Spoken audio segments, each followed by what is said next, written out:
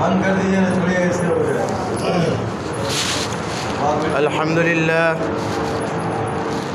الحمد لله وكفى وسلام على عباده الذين اصطفى أما بعد فأعوذ بالله من الشيطان الرجيم بسم الله الرحمن الرحيم شهر رمضان الذي أنزل فيه القرآن وقال النبي صلى الله عليه وسلم من صام رمضان إيمانا واحتسابا غفر له ما تقدم من ذنبه صدق الله العظيم وصدق رسوله النبي الكريم ونحن على ذلك لمن الشاهدين والشاكرين والحمد لله رب العالمين.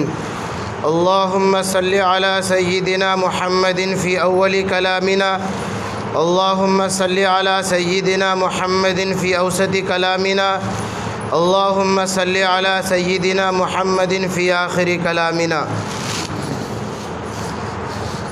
معزز سامعین کرام، نوجوانان اسلام اور بزرگان دین و ملت، اللہ تبارک و تعالیٰ نے ہم پر یہ فضل، یہ احسان کیا کہ اللہ نے ہماری عمر میں اتنی برکت دی، اللہ نے ہماری عمر میں اتنا اضافہ کیا کہ ہم لوگ صحت کے ساتھ، تندرستی کے ساتھ، اچھی حالت میں رمضان کو پا گئے ہیں. یقیناً یہ اللہ رب العزت کا فضل ہے، اس کا انعام ہے، اس کا اکرام ہے. اس لیے دوستو مسلمانوں، ہم پر اس جہت سے بھی ضروری ہوتا ہے، لازم اور فرض ہوتا ہے کہ ہم اللہ کی اس نعمت پر جتنا زیادہ شکر ادا کریں اتنا کم ہے. اللہ تبارک و تعالیٰ ارشاد فرماتے ہیں کہ میرے بندو، میری نعمتوں پر اگر شکریہ ادا کرو گے میں بڑھا کے دیا کروں گا. لئن شکرتم لازیدنکم، اگر شکر ادا کرو گے لازیدنکم، اضافہ کر کے دوں گا، بڑھا کے دوں گا. ولئن کفرتم ان عذابی لشدید، آگے اللہ تبارک و تعالیٰ نے تاکید کیا ہے اور فرمایا کہ دیکھو یہ جو رمضان میری نعمت ہے، جوانی میری نعمت ہے، صحت مندی یہ میری نعمت ہے. رمضان کا مبارک مہینہ آیا اس حال میں کہ تم تندرست تھے، اس حال میں آیا کہ تم روزہ رکھتے ہیں. اس حالت میں اللہ نے جو مبارک مہینہ دیا ہے، آگے اللہ کہتے ہیں یاد رکھنا یہ نعمت میں نے دی ہے، اگر اس میں کہیں سے بھی کوئی بھی رتی برابر ناشکری پائی گئی، نافرمانی پائی گئی، رمضان کی بے قدری پائی گئی، وَلَئِن كَفَرْتُمْ إِنَّ عَذَابِي لَشَدِيدٌ، اگر ناشکری کرو گے یاد رکھو میری پکڑ بہت زیادہ ہے، سخت میری پکڑ ہے. تو دوستو، جہاں پر اللہ کا یہ مبارک مہینہ مہمان کی حیثیت سے مجھے اور آپ کو ملا ہے، واجب ہے، فرض ہے اور ضروری ہے کہ ہم اللہ کے اس نعمت پر شکر ادا کریں. اگر شکر ادا کریں گے تو کہتے ہیں کہ میں اور اس سے بڑھا کے نعمت دیا کروں گا. پیارے آقا سرکار دو عالم حضور صلی اللہ علیہ وسلم نے ارشاد فرمایا، من صام رمضان ایمانا و احتسابا غفر له ما تقدم من ذنبه، جو بندہ رمضان کا مہینہ پائے، صامہ روزہ بھی رکھے، ایمان کی حالت میں، وہ احتساباً ثواب کی نیت سے، دنیا کو دکھانے کے لیے نہیں، سماج والے کو دکھانے کے لیے نہیں، معاشرے میں اپنی عزت اور نام و نمود کے لیے نہیں، احتساباً ثواب کی نیت سے روزہ رکھتا ہے، تو حضور صلی اللہ علیہ وسلم نے ارشاد فرمایا غفر له ما تقدم من ذنبی. اللہ کے نبی نے اپنی زبان سے یہ اعلان کر دیا، دنیا والوں کو یہ بتا دیا، ایسے لوگوں کو یہ سرٹیفکیٹ دے دو، ان کو بشارت اور خوشخبری بتا دو، غفر له ما تقدم من ذنبی. پیدا ہونے سے لے کر بالغ ہونے سے لے کر اب تک یہ جو بال سفید ہو چکے ہیں، جسم کا ایک بال کالا نہیں ہے، اب تک جتنے گناہ کیے تھے اللہ کے نبی نے فرمایا غفر له، اس کی بخشش کر دی گئی ہے. یہ وہ مہینہ آیا ہے. اس لیے دوستو، اس مہینے کی قدر بھی کرنی ہے اور اس مہینے کے تقاضے پر اپنے آپ کو صحیح طور پر اتارنا بھی ہے. ابھی جو میں آپ کے سامنے ایک آیت تلاوت کی ہے، یا ایھا الذین آمنوا کتب علیکم الصیام، اس آیت کا ترجمہ اور تھوڑی سی تشریح میں اپنے تفسیر میں جو اثر بعد تفسیر کرتا ہوں تھوڑی سی جھلک میں بتایا تھا، لیکن میں ایک دوسرے پہلو کو آپ کے سامنے رکھنا چاہتا ہوں۔ اللہ تبارک و تعالیٰ نے رمضان کے روزے جو مجھے اور آپ کو دیے ہیں، بہت سارے مقاصد ہیں، لیکن ان تمام مقصد میں سب سے اونچا مقصد، سب سے اعلیٰ مقصد، سب سے ہائی کوالٹی کا جو مقصد ہے، اللہ نے فرمایا لعلکم تتقون، تاکہ تم متقی بن جاؤ، تم پرہیزگار بن جاؤ، تم نمازی بن جاؤ، چوری لوٹ ماری سے تم بچ جاؤ۔ یہ سب سے اعلیٰ مقصد روزہ رکھنے کا ہے۔ یہ اللہ تبارک و تعالیٰ نے بیان فرمایا، یا ایھا الذین آمنوا کتب علیکم الصیام، اے ایمان والو، یہاں پر مخاطب ہم اور آپ ہیں جنہوں نے اللہ کو ایک خدا مانا ہے، جنہوں نے رسول کی رسالت کا اقرار کیا ہے۔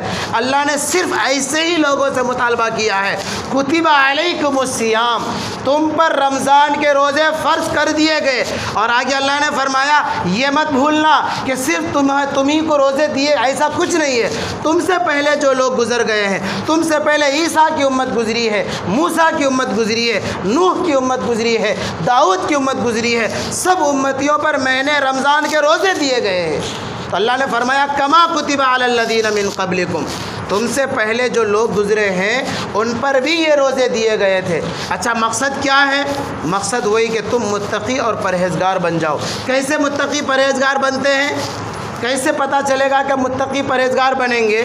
تو آپ دیکھیے گا کہ جب انسان روزہ رکھتا ہے، جب کڑاکے کی دھوپ ہوتی ہے، چلچلاتی دھوپ بالکل سر پہ منڈلاتی ہوتی ہے اور سخت شدت کی پیاس ہوتی ہے، ادھر عصر کی اذان ہوتی ہے، مومن بندہ جو روزہ رکھتا ہے وہ وضو کرنے کے لیے جاتا ہے، ہاتھ میں پانی ہے، اس کے ہاتھ جو چلو ہے اس میں پانی بھرا ہوا ہے، اور وہ ایک سنت ادا کرنے کے لیے، اپنے منہ میں کلی کرنے کے لیے پانی جو ڈالتا ہے۔ اب دیکھیے نفس کو یہاں پر کتنا کچلتا ہے۔ نفس تو یہ کہتا ہے شدت کی پیاس ہے، دھوپ چلچلاتی ہوئی ہے، کوئی بندہ نہیں دیکھتا ہے، سب کلی کر رہا یہی دیکھتا ہے، آدھا نگل لے آدھا باہر کر دے۔ لیکن روزہ کہتا ہے خبردار، ایک گھونٹ بھی اگر پانی حلق کے نیچے چلا گیا روزہ ٹوٹ جائے گا۔